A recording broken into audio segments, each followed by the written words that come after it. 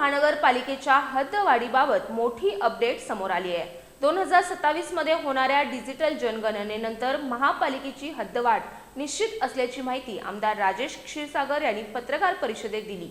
10 गावांचा समावेश आणि शहराच्या विकासासाठी मोठ्या निधीची घोषणा, यामुळे कोल्हापूरच्या राजकारणात पुन्हा हालचाली वाढल्या आहेत।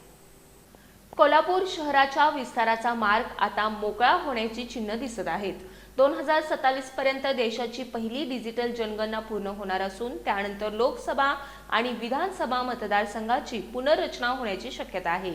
याच पार्श्वभूमीवर कोल्हापूर महानगरपालिकेची हद्दवाढ अटळ असल्याचं आमदार राजेश क्षीरसागर यांनी स्पष्ट केलंय। सध्या 10 गावांचा समावेश करून हद्दवाढ करण्याला सर्वांची सहमती असल्याचं त्यांनी सांगितलंय। मात्र निवडणूक प्रक्रियेच्या नियमांमुळे ही प्रक्रिया आतापर्यंत रखडली होती। नुकत्याच पार पडलेल्या अधिवेशनात या मुद्द्यावर प्रश्न उपस्थित करत 2027 नंतर शासन हद्दवाढ करणार का असा सवाल करण्यात आला होता। त्यावर नगरविकास राज्यमंत्री माधुरी मिसाळ यांनी सकारात्मक भूमिका घेत हद्दवाढीला तत्वतः मान्यता दिल्याचं सांगितलं। दरम्यान कोल्हापूरच्या विकासासाठी मोठ्या प्रकल्पांची घोषणाही करण्यात आली आहे। करवीर निवासिनी आई अंबाबाई तीर्थक्षेत्रासाठी सुमारे 1445 कोटींचा मास्टर प्लॅन तयार करण्यात आलाय।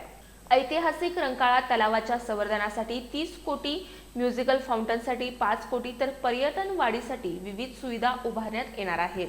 शहरातील पाणी टंचाई दूर करण्यासाठी काळंबावाडी धरणातून थेट पाईपलाईन योजनेत सुधारणा, तसंच रिंग रोड, ओव्हरब्रिज आणि भुयारी मार्गांसाठीही प्रयत्न सुरू आहेत।